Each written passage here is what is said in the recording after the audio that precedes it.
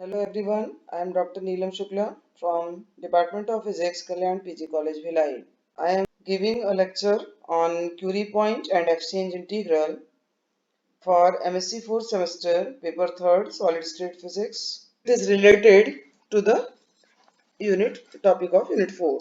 For explaining Curie point and exchange integral, we have some basic knowledge of ferromagnetism.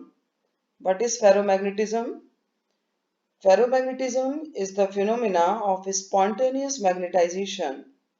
The magnetization exists in ferromagnetic material in the absence of applied magnetic field.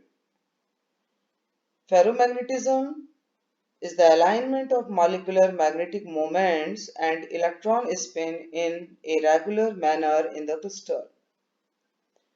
Ferromagnetism एक spontaneous magnetization है, means or it is a existing in the material without applying any magnetic field. It is basically related to the alignment of the molecular magnetic moments and electron spin in a regular manner. Example इसके यदि हम देखेंगे तो transition metals हैं, इसमें iron, cobalt, nickel, alloys भी आते हैं इसके ट्रांजिशन या रेयर अर्थ एलिमेंट्स के, जैसे रेयर अर्थ मेटल में गैडोलिनियम है, डिप्सरोजियम है, क्रोमियम ऑक्साइड है, ये सारे भी फेरोमैग्नेटिक प्रॉपर्टी शो करते हैं।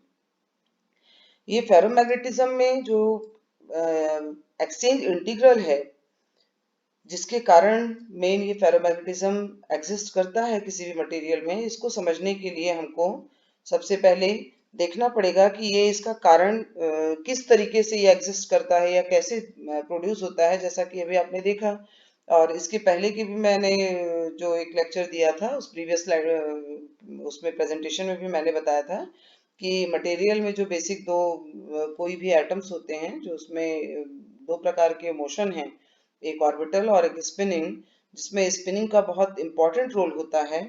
तो वही स्पिनिंग जो है, जो अलाइन होती है प्रॉपरली किसी मैग्नेटिक उसका मोमेंट, मैग्नेटिक मोमेंट्स और इलेक्ट्रॉन की जो स्पिनिंग होती है बहुत प्रॉपर मैनर में यदि अरेंज होती है किसी क्रिस्टल में, तो वो जनरेट करती है उसमें एक फेरोमैग्नेटिक प्रॉपर्टी। अब ये जो फेरोमैग्नेटिक प्रॉपर्टी है, इसके बारे में सबसे पहले हिटलर लंदन जो मॉडल था, ये एक्चुअली फेरोमैग्नेटिज्म से रिलेटेड ना होकर ये बेसिक जो कॉन्सेप्ट है इसका, या बेसिक जो रीजन है, वो एक्चुअली हम प्योर क्वांटम मैकेनिकल थ्योरी को लेकर ही समझ सकते हैं। इसके लिए इनकी हमने एक मतलब इनकी जो थ्योरी दी गई है वो कोवेलेंट बॉन्डिंग के ऊपर, बहुत सिंपल मॉलिक्यूल जो लिया जाता है generally, diatomic molecule, hydrogen atom. तो इस हाइड्रोजन एटम से जो मिलकर बन रहा है H2 मॉलिक्यूल जो हमारा बन रहा है, उस मॉलिक्यूल में हम सपोज करिए कि लेते हैं कि हमारे पास दो न्यूक्लियस है उसके, और ये जो दो न्यूक्लियस है वो ए और बी है, और हर एक एटम से रिलेट करके उनका जो एटम है, एक्चुअली ये ए इज न्यूक्लियस या एक एटम बोल सकते हैं और बी एक दूसरा एटम है। इस ए एटम से रिलेट करता हुआ एक जो इसका एक इलेक्ट्रॉन है, और उसको सपोज करिए हमने 1 से रिप्रेजेंट किया, और बी जो दूसरा एटम है उससे रिलेटेड जो अटैच जो इलेक्ट्रॉन है उसको हमने 2 दिया, नाम दिया। अब ये इनके बीच में यदि हम क्वांटम मैकेनिकली इनके बीच में जो एनर्जी है उसको एक्सप्लेन करना चाहें, तो हमको उसको एक्सप्लेन करने के लिए हमको इलेक्ट्रोस्टैटिक जो इनकी इंटरेक्शन है उसको बताना पड़ेगा।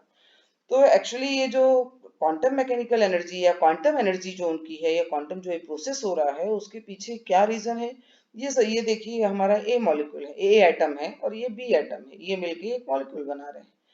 अब इस ए एटम से अटैच जो इलेक्ट्रॉन है वो सपोज करिए 1 है, ये बी एटम से अटैच जो इलेक्ट्रॉन हो गया वो 2 हो गया। इनके बीच में यदि हम इसी इलेक्ट्रॉन को देखते हैं, तो ए से अटैच जो इलेक्ट्रॉन है उसके बीच के डिस्टेंस को यदि हमने मान लीजिए R1a दिया, जो बी वाला हमारा एटम था उससे जो उसका जो सेकंड इलेक्ट्रॉन जो अटैच है, क्योंकि ये न्यूक्लियस से है और ये जो है उसका आउटर मोस्ट ऑर्बिट का इलेक्ट्रॉन है, इनके बीच का जो डिस्टेंस है सपोज करिए उसको हमने दिया R2 भी। इनके बीच भी ये दोनों एटम्स मिलकर एक मॉलिक्यूल बना रहे हैं, H2 बना रहे हैं, इनके बीच का जो डिस्टेंस है वो RA भी है। और ये जो दोनों एटम है जो एक दूसरे से भी कुछ डिस्टेंस पे हैं, सपोज करिए उस डिस्टेंस को हमने दिया R12। अब यहाँ पर ये न्यूक्लियस है, ये इलेक्ट्रॉन है, मीन्स यहाँ electrostatic energy, there exist on also electrostatic energy, and this also interact with each other, and this electron also shows some perturbation in the system, our molecular system। तो यहाँ पर ये किस प्रकार से एक दूसरे को अटैच अफेक्ट करते हैं, या एक दूसरे का जो अटैच जो इलेक्ट्रॉन्स हैं या न्यूक्लियस से जो इनका इंटरेक्शन है वो किस प्रकार से टोटल एनर्जी को जनरेट करेगा या पर्टर्ब करेगा। तो जो उसका पर्टर्बेशन है या अनपर्टर्ब जो एनर्जी जो हमारा हाइड्रोजन सिस्टम जो होगा उसमें हमको टोटल एनर्जी जो हमारी होती है हैमिल्टोनियन, वो उस हैमिल्टोनियन को हम यदि हम बताएंगे तो ये हैमिल्टोनियन सपोज करिए कि हम अपने ले लिए, तो हम दोनों जो हमारे एटम्स थे, पहला वाला एटम जो फर्स्ट वाला वन वाला एटम था ए एटम, उसकी एक एनर्जी ये टोटल आ जाएगा हैमिल्टोनियन को रिप्रेजेंट करने चाहें तो ये इस प्रकार का एक इक्वेशन बनेगा। ये क्या है, ये पहला एटम की P1 square by 2m1 first की प्योर काइनेटिक एनर्जी हो गई।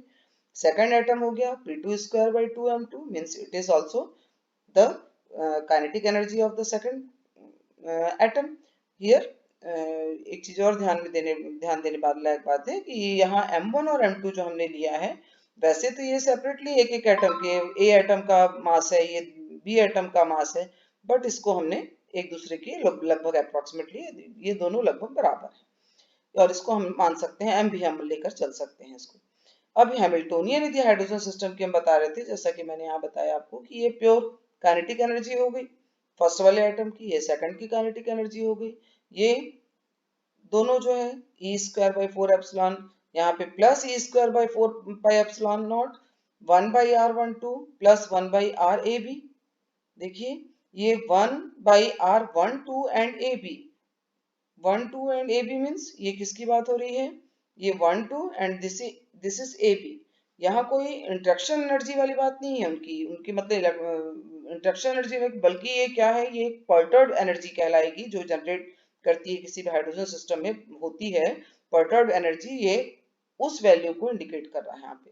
और ये जो है minus E square by 4 pi epsilon not 1 by RA, अब ये यहाँ पे इनकी इंट्रैक्शन एनर्जी हो गई जो इलेक्ट्रोस्टैटिक एनर्जी के फॉर्म में है यहाँ पर, या इलेक्ट्रोस्टैटिक एनर्जी जो बोल रहे हैं हम इसको ये भी बोल सकते हैं कि उसकी पोटेंशियल एनर्जी हो गई।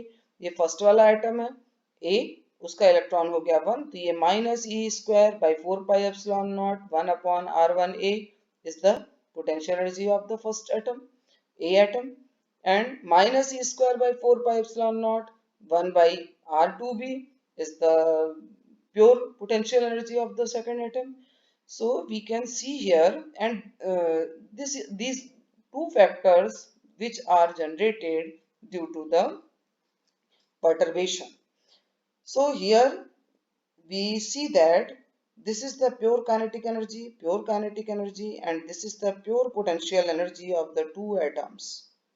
Okay, so this form these two, and these two will be shows the combination of the total energy of the first atom and second atom perturbed energy, unperturbed energy, and here this quantity is the perturbed energy of the hydrogen molecule or hydrogen system, this। Okay, here for this energy Hamiltonian we take a wave function psi, suppose for 2 electron system, and this psi for 2 electron system or our hydrogen system जो हम लेकर चल रहे हैं, it can be represented as psi 1 2। इसका एक linear combination का equation होता है, इसको इस फॉर्म में आपने क्वांटम मैकेनिक्स में पढ़ा होगा। ये इस प्रकार से हम 2 इलेक्ट्रॉन सिस्टम का या जो उनका वेव फंक्शन ले रहे हैं उसको हम इस प्रकार से लीनियर कॉम्बिनेशन के फॉर्म में शो कर सकते हैं हमारे दोनों एटम का। जैसे ये साई A1 हो गया, ये नॉर्मलाइजेशन कांस्टेंट होता है 1/√2, ये पहले एटम का हो गया, ये दूसरे एटम का हो गया +1। अब ये पहला एटम है Sai A wave function, but this attached to the second electron। Here we see that this atom have also the interaction with this electron. These atom have also the interaction with this atom, this electron, and it will generate the perturbation in the hydrogen system. So that their equation can be written as the linear combination as a plus minus. Same चीज का ये पहले वाले atom का हो गया, दूसरे का हो गया, लेकिन ये पहला एटम दूसरा इलेक्ट्रॉन, ये दूसरा बी एटम लेकिन फर्स्ट वाले इलेक्ट्रॉन के साथ जो इंटरेक्शन हो रहा है, and this linear combination can be written as the plus 1 by root 2 psi a1 psi b2 plus psi a2 psi b1, या इसके बाद माइनस आ सकता है। इसको हमने ले लिया इक्वेशन नंबर 2। यहाँ पर जो साई ए ये प्लस साइन आ रहा है या माइनस साइन आ रहा है, actually this is the symmetric और एंटी सिमेट्रिक वेव फंक्शन को ये रिलेट करता है कि लीनियर कॉम्बिनेशन जो यहाँ पर वेव फंक्शंस हैं वो एक्सचेंज ऑफ इलेक्ट्रॉन जो है वहाँ पे एक्सचेंज ऑफ इलेक्ट्रॉन के कारण जो हमारा वेव फंक्शन है वो सिमेट्रिक है या एंटी सिमेट्रिक है। सो प्लस साइन जो होगा वो क्या शो करेगा, symmetric with respect to the exchange of electron, negative sign indicates that antisymmetric with respect to the exchange of electron. We know that the SI equals to E psi where E is the eigenvalue। तो यहाँ पर इस equation के साथ साथ अब यहाँ पर देखते हैं हम कि जो हमारा हैमिल्टोनियन है, इस हैमिल्टोनियन को हमने देखा कि ये हैमिल्टोनियन जो है टोटल एनर्जी और मतलब पर्टर्ब्ड एनर्जी और अनपर्टर्ब्ड एनर्जी के कॉम्बिनेशन के फॉर्म में हमको मिल रहा है टोटल। अब इसको हम दो पार्ट्स में इस प्रकार से इसको डिवाइड किया गया। फर्स्ट पार्ट जो था identical to the separate Hamiltonian of two identical non-interacting hydrogen atom which gives the ground state energy। unperturbed जो है वो ground state energy देगा और perturbation generate करेगा यहाँ पर उसकी perturbation energy है जिसको हमने second term से indicate किया। second term come into the play when the two atoms are brought together and perturbation has the form। perturbation के लिए कौन सी एनर्जी थी यहाँ पे, हमने देखा कि यहाँ perturbation में कौन सी एनर्जी है, ये जो प्योर काइनेटिक एनर्जी और प्योर पोटेंशियल एनर्जी जो कि क्या फॉर्म करेगी, pure total energy of the first electron. ये फर्स्ट की काइनेटिक एनर्जी, ये फर्स्ट की पोटेंशियल एनर्जी, ये फर्स्ट की सेकंड एटम की काइनेटिक एनर्जी और ये सेकंड एटम की पोटेंशियल एनर्जी। तो ये जो टर्म है p1 स्क्वायर बाई 2m1 और ये वाला 1 बाई r1 a के साथ ये क्या शो करता है, total energy of the a atom. And ये क्या शो करता है, pt स्क्वायर, ये इसको देखेंगे और माइनस ई स्क्वायर बाई इतना 1 बाई 2 r2b। तो ये क्या इंडिकेट कर रहा है, total energy of the second atom b।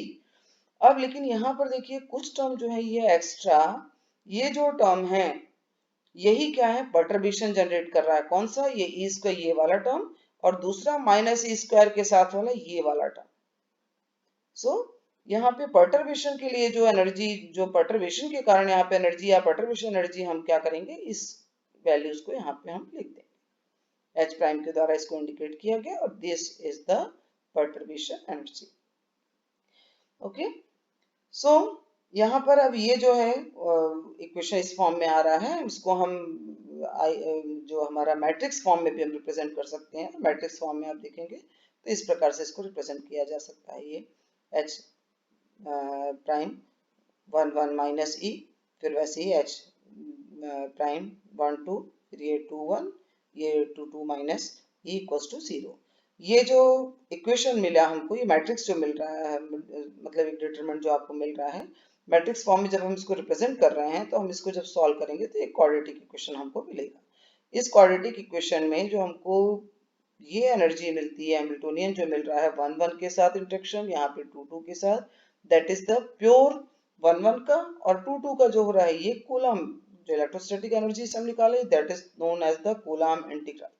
Total system के लिए ये कूलम एनर्जी को कूलम इलेक्ट्रोस्टैटिक एनर्जी के फॉर्म में जो मिलता है हैमिल्टोनियन, ये एच प्राइम से डिनोट किया गया 1 1 के लिए, 2 2 के लिए, that can be known as the Coulomb integrand and which is denoted by C।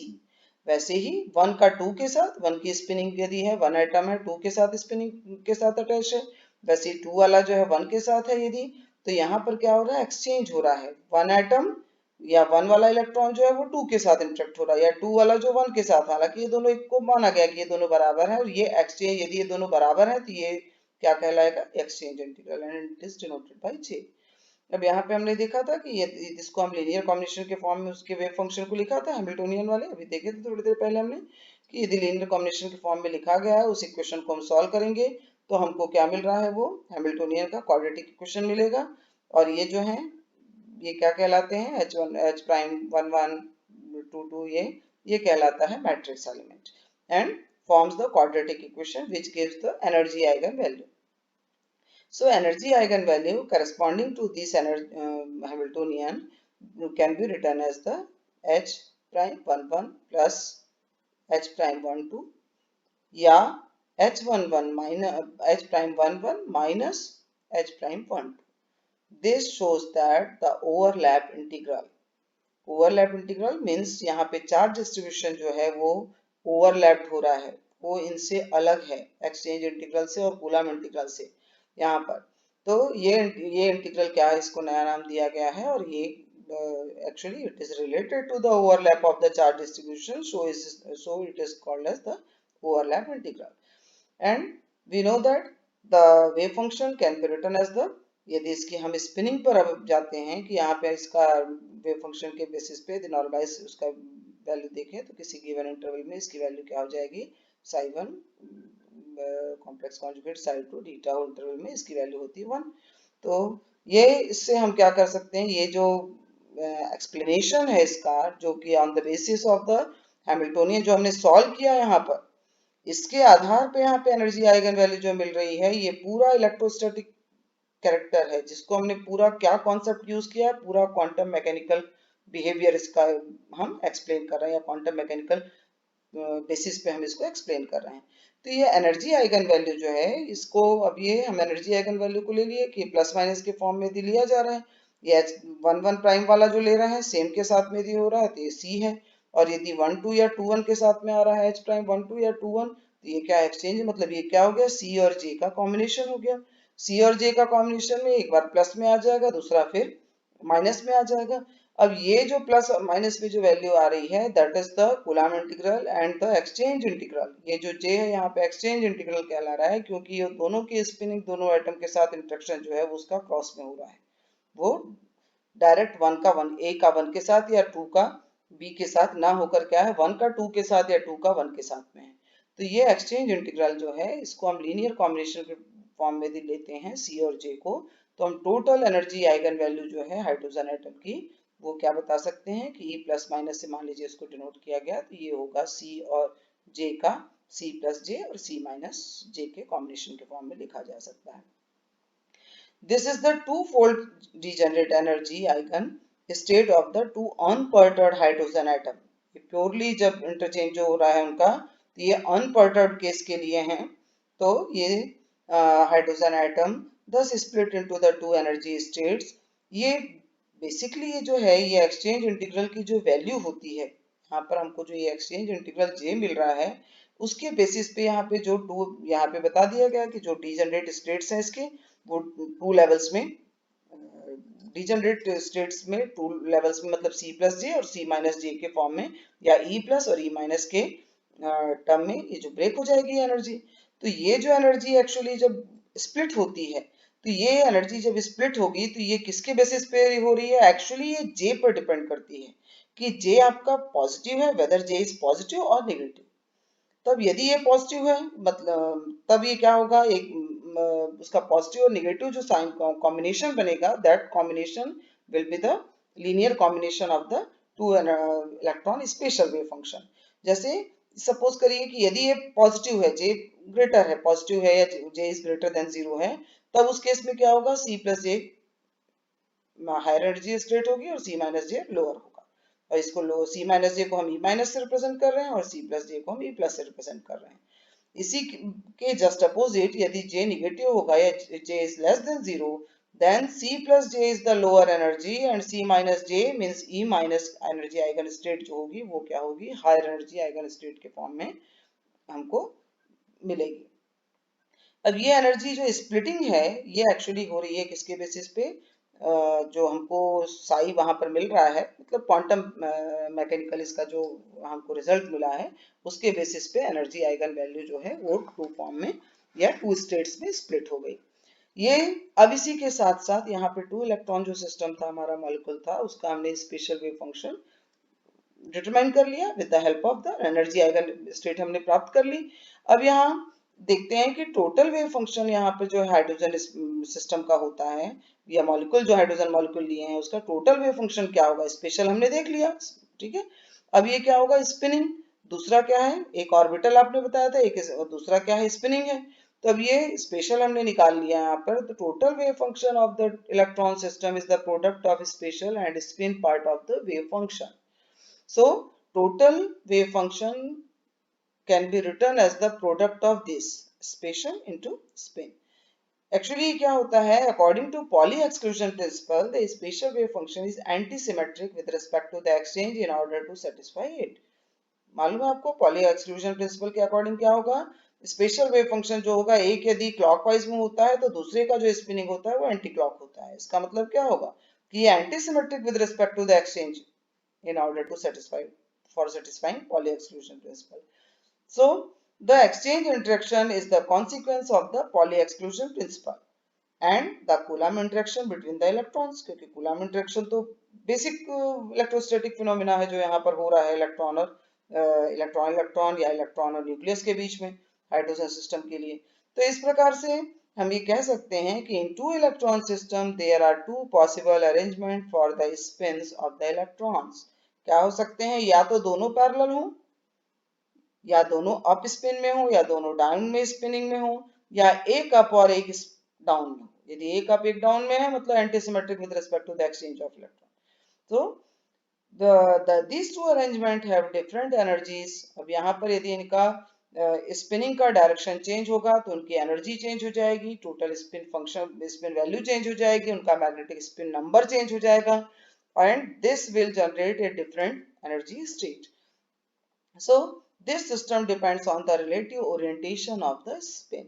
तो यहाँ पर ये जो कूलम्ब इंट्रैक्शन हो रहा है या रिपल्शन हो रहा है, लार्ज कूलम्ब रिपल्शन होगा यदि वो दोनों इलेक्ट्रॉन सिस्टम के लिए देखा जाएगा इसको। तो यहाँ पर हम देख सकते हैं कि यदि मान लीजिए अप स्पिन है दोनों की, तो यदि ये पहले भी और दूसरी भी दोनों अप स्पिन पे होंगे तो टोटल स्टेट क्या हो जाएगी, हाफ हाफ होता है, हाफ हाफ से ये हो जाएगा एस इक्वल टू 1 और उनका जो मैग्नेटिक नंबर है वो क्या हो जाएगा, spin magnetic number will be equal to 1।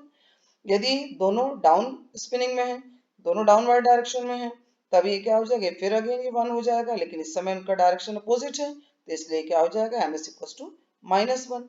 अब यदि एक अप प्लस और एक माइनस में हो तो इसकी दो पॉसिबिलिटीज हो सकती हैं, पहला वाला यदि अप में है दूसरा डाउन में है स्पिनिंग, या क्या हो सकता है पहला वाला डाउन में हो दूसरा वाला अप में हो। तो एक लीनियर कॉम्बिनेशन के फॉर्म में इनके स्पिनिंग के लिए हम टू इलेक्ट्रॉन सिस्टम के लिए क्या लिख सकते हैं, 1/√2। इसके बारे में मैंने पहले बताया कि linear combination which is the 1/√2 is the normalization constant. So यहाँ पर अब s की वैल्यू क्या हो जाएगी, अभी भी s1 है। अब s यहाँ पर 1 है लेकिन यहाँ पर ms क्या हो जाएगा, एक प्लस और एक दूसरा माइनस है तो spin magnetic number will B 0। यहाँ हमको ये क्या मिल रहा है, देखिए कि s इक्वल्स टू 1 स्टेट के लिए हमको ms की 3 वैल्यूज मिल रही हैं। So it generate the triplet in the two electron system। So symmetric spin state correspond to total spin s equals to 1 is the triplet state। and the जो next जो state आएगी इसकी, यदि plus के बजाय यहाँ पर माइनस हो जाए तो ये क्या हो जाएगा 1/√2, ये हो गया माइनस। तो उस केस में क्या हो जाएगा, s की वैल्यू माइनस होगा तो ये दोनों क्या हो जाएगा, ये 0 हो गया।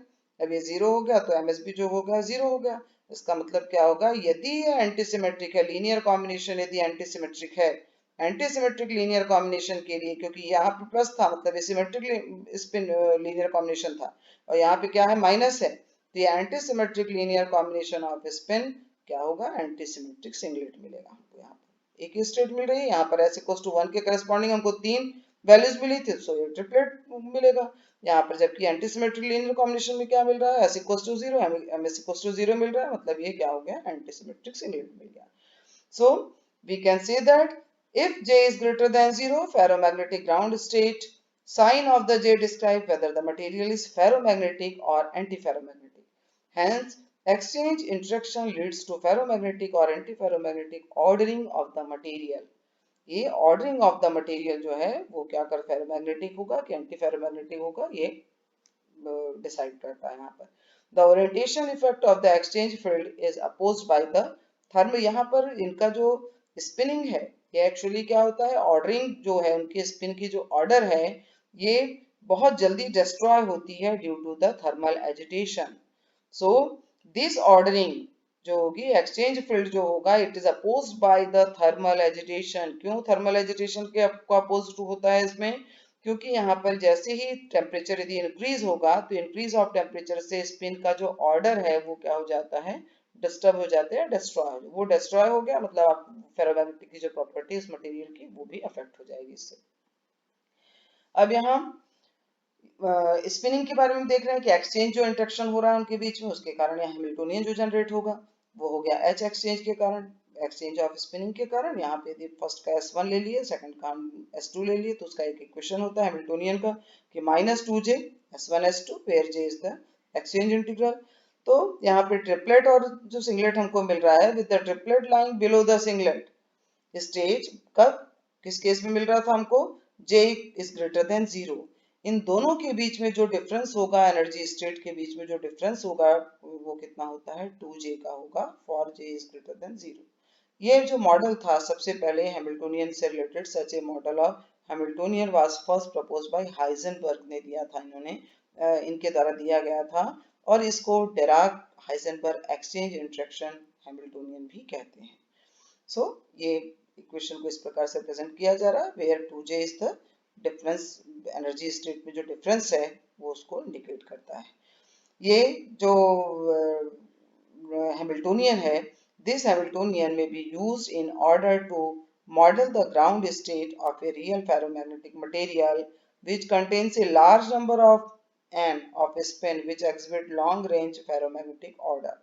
In a system of several spins, the Hamiltonian for an electron spin described by the Dirac-Heisenberg exchange interaction for a pair of electron spin। तो यहाँ पे n यदि हो तो बहुत ज्यादा संख्या में स्पिनिंग होगी, स्पिन है लार्ज नंबर में, तो उसके ऑर्डरिंग के ऊपर जो फेरोमैग्नेटिक या एंटी फेरोमैग्नेटिक जो बिहेवियर है वो किस प्रकार से डिपेंड करेगा, या उनकी जो एनर्जी स्टेट्स मिल रही हैं हमको, उनके बीच में जो डिफरेंस आ रहा है वो कितने का आ रहा है, 2j का आ रहा है। क्या डिफाइन करता है, जो एनर्जी डिफरेंस आ रही है दोनों स्टेट्स के बीच में, this energy difference of 2j defines the exchange energy due to the direct coupling between the direction of the two spins। ये दोनों स्पिन के बीच में एक्सचेंज एनर्जी को इंडिकेट करता है, के कारण ही जनरेट होता है, डायरेक्ट कपलिंग के कारण ही। Apart from the direct exchange, the exchange coupling between ions, ये जो डायरेक्ट कपलिंग के कारण भी यहाँ पर हमको दोनों एनर्जी स्टेट के बीच में डिफरेंस मिल रहा है। ये जो कपलिंग है कई प्रकार से, अलग अलग जो मेटल्स हैं या फेरोमैग्नेटिक जो मटेरियल्स पाए जाते हैं उनमें इंटरेक्शन जो है वो अलग अलग प्रकार से होता है। जैसे जब हम यदि डायरेक्ट एक्सचेंज की बात कर रहे हैं यहाँ पे, तो एक्सचेंज कपलिंग बिटवीन आयंस जो कि न्यूक्लियस से दूर होते हैं, उनमें इंटरेक्शन जो होता है वो किसके द्वारा होता है, कंडक्शन इलेक्ट्रॉन के द्वारा, जैसे रेयर अर्थ मेटल के केस में हो रहा है। या जो MnO वगैरह हम देखते हैं, कुछ मटेरियल्स ऐसे हैं जैसे कि in case of the rare earth metals के उसमें जाते हैं हम, तो यहाँ पर क्या होता है, intervening oxygen ions, as in the transition metal के केस में यदि देखेंगे हम, तो ये क्या होगा, MnO का जैसे मैंने एग्जांपल बताया कि वहां पे मैग्नीज जो है वो क्या करेगा, ट्रांजिशन मेटल्स मतलब ऑक्सीजन के थ्रू, इंटरवेनिंग के थ्रू वहां पर क्या होता है, कंडक्शन होता है, या मीडिएशन जो डायरेक्ट वहां पे कपलिंग ना होकर क्या हो रही है, इंटरवेनिंग ऑक्सीजन के कारण वहां पे ये प्रॉपर्टी वहां पर एग्जिस्ट कर रही है। This conduction electron interaction is known as the, ये सबसे पहले जो कंडक्शन इलेक्ट्रॉन का इंटरेक्शन है इसको रुडरमैन, क्रिटल, कसावा, योशिदा के द्वारा बताया गया था इंटरेक्शन, इसलिए इसको RKKY इंटरेक्शन भी कहा जाता है। जबकि इसको किस नाम से जाना जाता था, सुपर एक्सचेंज भी कहते थे इसको पहले। In transition metal oxide MnO ion spin intervene, जो अभी मैंने आपको बताया था कि MnO में ये पाया जाता है, ऑक्सीजन के थ्रू यहाँ पर मीडिएशन जो होता है ये ऑक्सीजन आयन के कारण होता है, यहाँ पर इंटरवेनिंग का काम भी करता है, डायरेक्ट कपलिंग ना होकर यहाँ पर ऑक्सीजन आयन के कारण होता है, spin intervene with the spin of oxygen ion. This is the super exchange phenomena. In manganese family, manganese ions जो होते हैं 2+ या 3+ में जो होता है, ये 2+ का 3+ में जाना। तो ये किसके कारण होता है? यहाँ पर एक न्यू एक टॉप नाम को दिया गया या एक न्यू एक डेफिनेशन दी गई कि यहाँ जो है ना तो डायरेक्ट है कपलिंग और ना ही एक्सचेंज के द्वारा, बल्कि यहाँ पर सुपर एक्सचेंज नहीं है। यहाँ पर क्या है? Hopping of electron. Hopping of electron के कारण ये 2+ जो है वो 3+ में एग्जिस्ट करता है या पाया जाता है। सो इन केस ऑफ द, यहाँ पर हम देख लिए कि यहाँ पे जो कपलिंग है, जो एनर्जी स्टेट के बीच का डिफरेंस है जो एनर्जी का, जो 2J है, वो किन किन कारणों से पाया जाए? डायरेक्ट कपलिंग के कारण भी पाया जाएगा, जैसे डिराक हाइजेनबर्ग ने कहा था एक्सचेंज इंट्रैक्शन। एक्सचेंज इंट्रैक्शन हर जगह हो रहा है, लेकिन वहां पर उनका जो प्रोसेस है वो अलग अलग है। कहीं पर डायरेक्ट कपलिंग के थ्रू हो रहा है, कहीं पर जो रेयर अर्थ आयंस हैं जो कंडक्शन इलेक्ट्रॉन के थ्रू डायरेक्ट कर रहे हैं, फिर कुछ जगह पे क्या है वो इंटरवेनिंग ऑफ ऑक्सीजन, कोई एक जो एटम है वहां पे दूसरा डायरेक्ट ना होकर वो क्या हो रहा है वहां पर मैग्नीज के साथ जब यदि हो रहा है तो मैग्नीज का डायरेक्ट उसके आयन के थ्रू नहीं हो रहा, कंडक्शन इलेक्ट्रॉन के द्वारा ना होकर क्या हो रहा है ऑक्सीजन के थ्रू हो रहा है, and this is known as the super exchange. और देख रहे हैं यहाँ पर मैग्नीज आयन में जब यहाँ पे रेयर अर्थ के केस में दिया इसको, सॉरी ये रेयर अर्थ के केस के लिए बताया, फिर यहाँ पर मैग्नीज आयन का जो बताया कि 2+ यदि 3+ में जा रहा है, ऑक्साइड के केस में तो ठीक है कि ये इंटरवेनिंग के थ्रू हो रहा है ऑक्सीजन आयन के कारण, लेकिन यदि 2+ से मैग्नीज Mn2 से Mn3+ में यदि एग्जिस्ट कर रहा है या पाया जा रहा है, तो ये क्या प्रोसेस कहलाता है? एक्सचेंज ऑफ इलेक्ट्रॉन का। हॉपिंग ऑफ इलेक्ट्रॉन के कारण यहाँ पर ये हमको प्रॉपर्टी यहाँ पे शो हो रही है। In case of rare earth metal, metal ions interact with the conduction electrons, spin of rare earth ions mediated with the conduction electron. The molecular field model describes the behavior of antiferromagnet for which the ground state is one in which neighboring spin are aligned anti-parallel to each other. Parallel था तो ferromagnetic phenomena show कर रहा है, लेकिन यदि वो anti parallel है तो यहाँ पे क्या बताया है? वो फेरोमैग्नेट ना होकर एंटी फेरोमैग्नेट हो जाएगा, क्योंकि यहाँ spins are aligned antiparallel to each other. Thus, the entire structure can be thought of as consisting of two interpenetrating sublattices in which the spins are oppositely aligned. So, इसका ये ferromagnet में convert हो गया, तो किस प्रकार से ferromagnetism या उसका एंटी फेरोमैग्नेटिक प्रॉपर्टी के लिए हमने देखा कि हम यहाँ पे दो प्रकार से हम कह सकते हैं कि स्पेशल और स्पिनिंग, ये दो वेव फंक्शंस या दो जो फिनोमेना है वो मेन इंपॉर्टेंट है, जो कि अलाइनमेंट या ऑर्डर ऑफ स्पिनिंग पे डिपेंड कर रहे हैं, उनके एक्सचेंज पे डिपेंड कर रहे हैं। अब इन पे टेम्परेचर का या इस एक्सचेंज के कारण किस प्रकार से मैग्नेटाइजेशन या उनकी ससेप्टिव जो मैग्नेटिक प्रॉपर्टीज कही जाती हैं किसी भी फेरोमैग्नेटिक मटेरियल के लिए, तो क्योंकि जैसे हम देखते हैं इसके पहले वाले जो मेरा लेक्चर था उसमें मैंने बताया था आपको कि यदि फेरोमैग्नेटिक है उसका इसका मतलब क्या हुआ कि उसका जो काई होगा, काई मीन्स द ससेप्टिबिलिटी, या वो ससेप्टिबिलिटी क्या होगी? बहुत हाई होगी या पॉजिटिव होगी। और यदि वो माइनस में जा रही है या नेगेटिव जा रही है, इसका मतलब क्या है? वो मैग्नेटिक प्रॉपर्टी उसकी कम हो रही है। कम हो रही है, या जैसे कि फेरोमैग्नेट्स है उसका सबसे हाई होता है काई, तो ये काई मीन्स एक फेरोमैग्नेटिक प्रॉपर्टी है, मैग्नेटाइजेशन, जिसको हम एम से डिनोट करते हैं। सब मैग्नेटिक जो प्रॉपर्टी है दी फेरोमैग्नेट्स में, जो एक्सचेंज इंट्रैक्शन और स्पिनिंग के एक्सचेंज के कारण और के कारण जनरेट हुआ है या पाया जा रहा है किसी भी मेटल में या मटेरियल में, तो उसके इस बिहेवियर को किस प्रकार से एक्सप्लेन किया जा सकता है? Curie Weiss law can be derived using the argument proposed by Weiss. Weiss theory आपने इसके पहले पढ़ा होगा, पैरामैग्नेटिक के केस में बताया गया है इसको कि टेम्परेचर से किस प्रकार अफेक्ट होता है इसके जो ऑर्डरिंग होती है उसकी, वो स्पिन की जो ऑर्डरिंग होगी वो टेम्परेचर से किस प्रकार से डिस्टर्ब होती है, और फेरोमैग्नेटिक जो मटेरियल होगा या पैरामैग्नेटिक मटेरियल जो होता है वो किस प्रकार से अपने बिहेवियर को शो चेंज करता है। तो यहाँ पे एक टेम्परेचर जो है बहुत इंपॉर्टेंट फिनोमेना है, और ये हमने जो वाइस की जो थ्योरी थी वो एक्चुअली मॉलिक्यूलर की सभी जो एटम्स हैं उसमें जो स्पिनिंग है उनके उस एटम्स स्पिनिंग का अलाइनमेंट किस प्रकार से है, उनके थ्रू जो मॉलिक्यूल बनता है उसमें इस अलाइनमेंट किस प्रकार से, ऑर्डरिंग किस प्रकार से है, और ऑर्डरिंग यदि प्रॉपर वे में अरेंज है मतलब वो फेरोमैग्नेटिक प्रॉपर्टी शो करता है। उसका यदि टेम्परेचर के साथ रिलेशन निकाला गया तो दैट इज जो कि क्यूरी ने सबसे पहले बताया था, तो इसलिए फिर वो जो वाइस लॉ जो था मॉलिक्यूलर का वो कहलाता है फिर क्यूरी वाइस लॉ। तो ये बेसिकली वाइस लॉ से ही डिराइव किया गया है। In ferromagnetic material the magnetic moments are magnetized spontaneously, which implies the presence of an internal magnetic field produce this magnetization।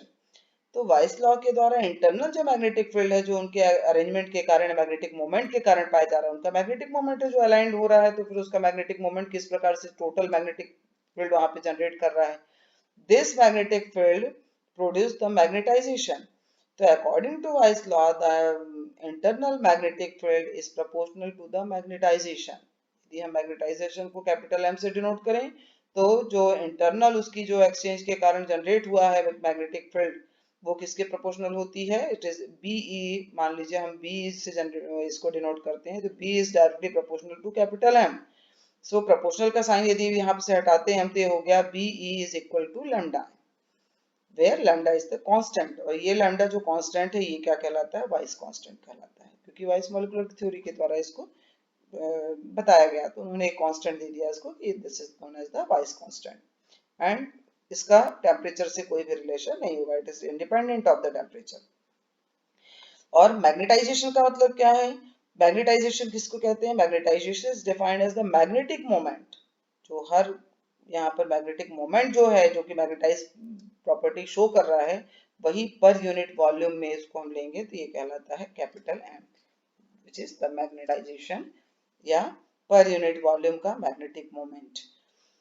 So Weiss called this field the molecular field because this field produces from all the molecules of the material. The main reason of this field is the internal interaction which tends to line up the magnetic moment parallel to each other. Such field is known as the exchange field or molecular field or Weiss field. This exchange field is equal to the magnetic field BE.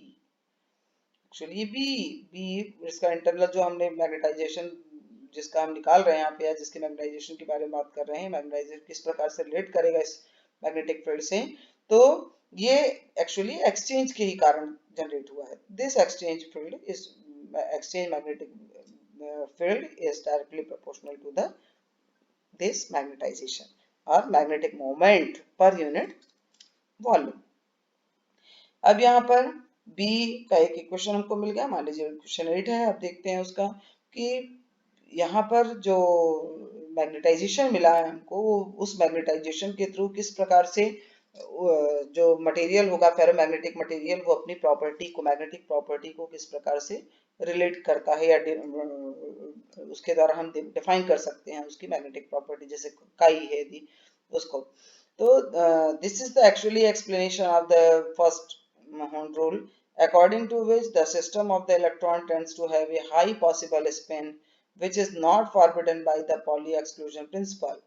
As we see from this example, the electrostatic energy of an electron exchange energy, the exchange interaction is short range, therefore only nearest neighbors atoms are responsible for producing the molecular field।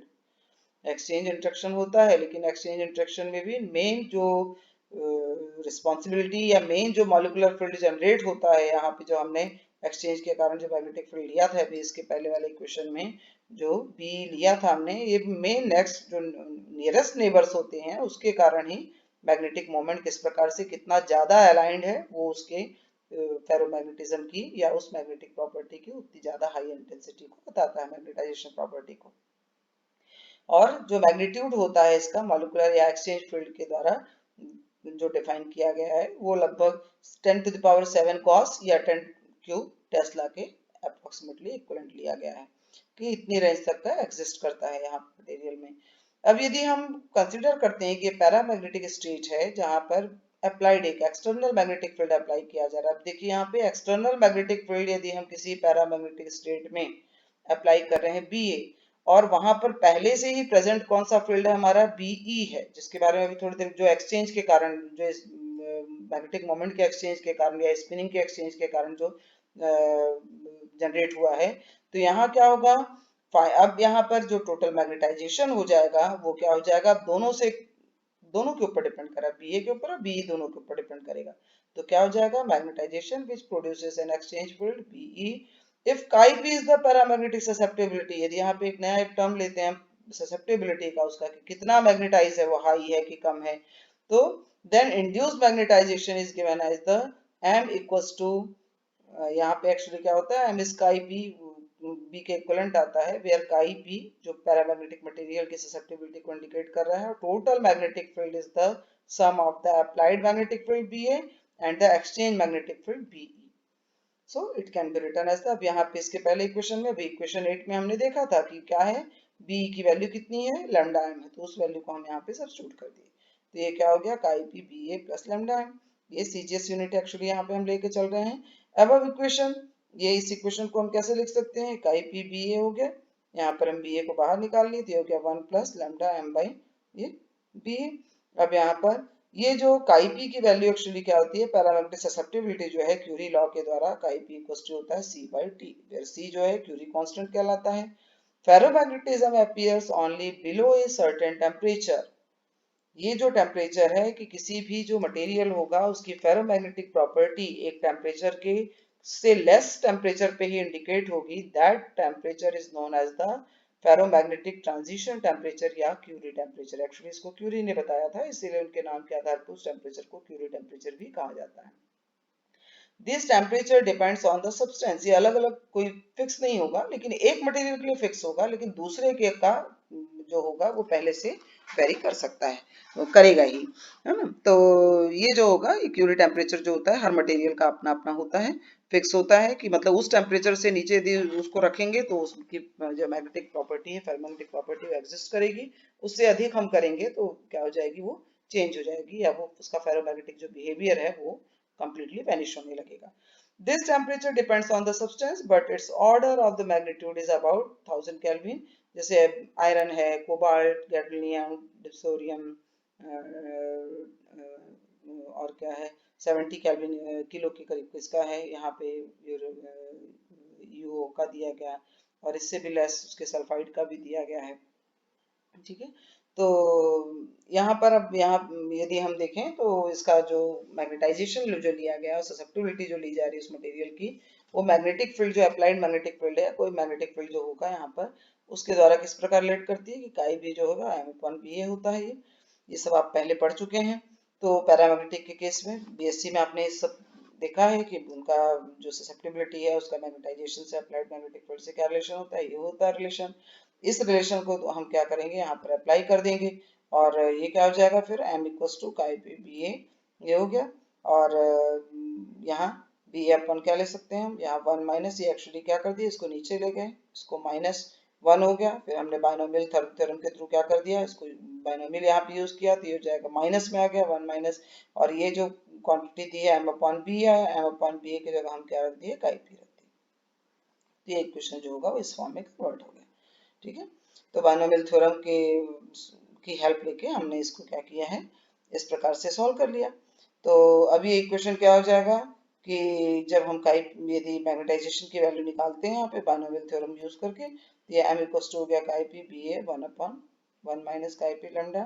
फिर about the Curie temperature the magnetic moment are oriented randomly resulting net magnetization is zero. Curie temperature से यदि high पर जाएंगे तो क्या हो जाएगा, उसका कंप्लीटली वैनिश होने लगेगा मैग्नेटिक प्रॉपर्टी.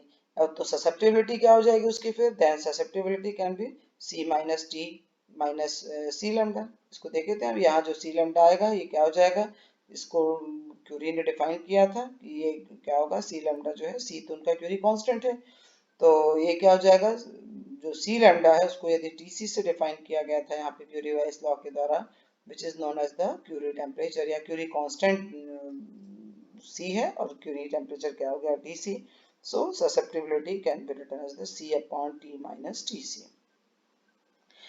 तो अब हमारे पास ससेप्टिबिलिटी फेरोमैग्नेटिक मटेरियल का जो एक्सचेंज इंटरेक्शन था उसके कारण जो मैग्नेटिक फील्ड जनरेट हुआ था, वो अप्लाइड मैग्नेटिक फील्ड से सम होने पर क्या हो गया, उसके मैग्नेटाइजेशन को किस तरीके से अफेक्ट कर रहा है, और टेम्परेचर का इफेक्ट फेरोमैग्नेटिक मटेरियल पर किस प्रकार से पड़ रहा है कि उसकी प्रॉपर्टी जो है फेरोमैग्नेटिक प्रॉपर्टी वो कब तक उस मटेरियल में एग्जिस्ट करती है, और जैसे ही उसका ये टीसी जो है वो क्रॉस होता है या above this temperature, when the limit is crossed to TC, that ferromagnetic material will be completely vanishes its ferromagnetic property.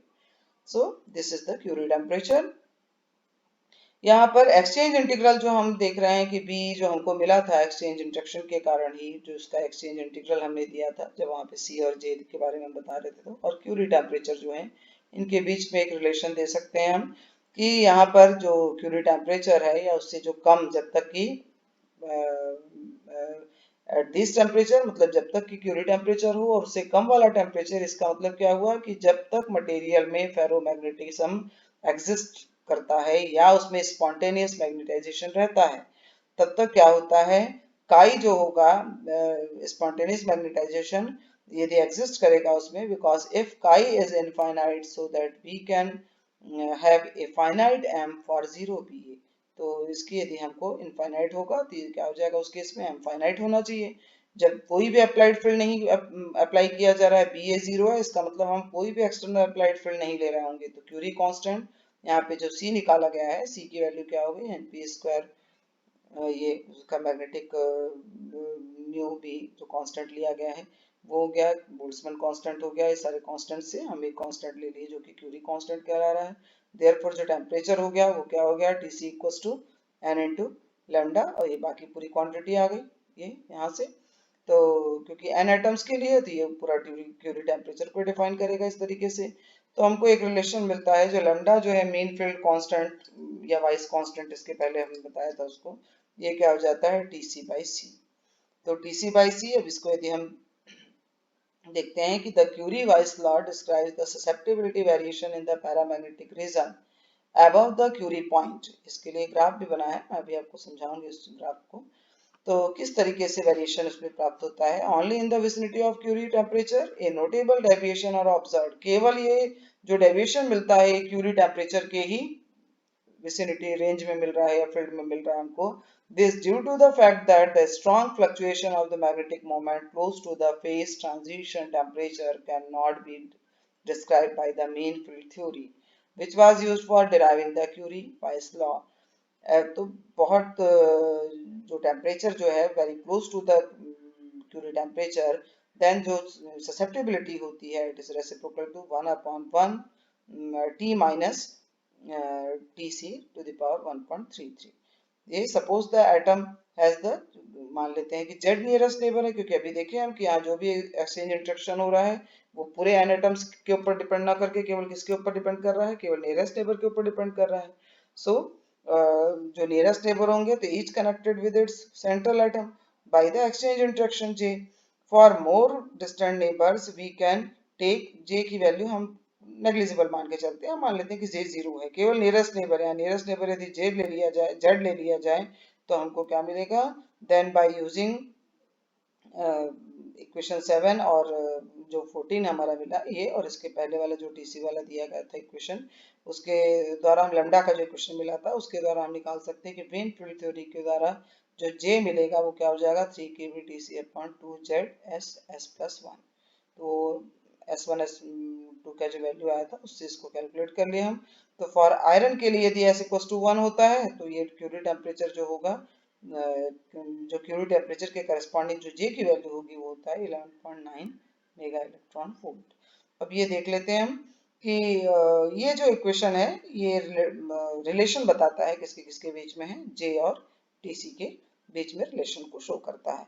और यहाँ पर जो फ्लक्चुएशन जो है या डेविएशन जो हमको मिल रहा है यहाँ पे, यहाँ मिल रहा है क्यूरी टेम्परेचर, इसके इसी क्यूरी टेम्परेचर की विसिनिटी में किस प्रकार से, किसी एक, जैसे हम सपोज करिए कि क्यूरी टेम्परेचर, हम निकल की बात कर रहे हैं कि निकल के केस में ले रहे हैं कि ससेप्टेबिलिटी जो है वो टेम्परेचर के अकॉर्डिंग कैसे वेरी कर रही है। टेम्परेचर है, ये टेम्परेचर हम 350 400 इस प्रकार निकल को लिया गया, उसका टेम्परेचर इंक्रीज करते जा रहे हैं।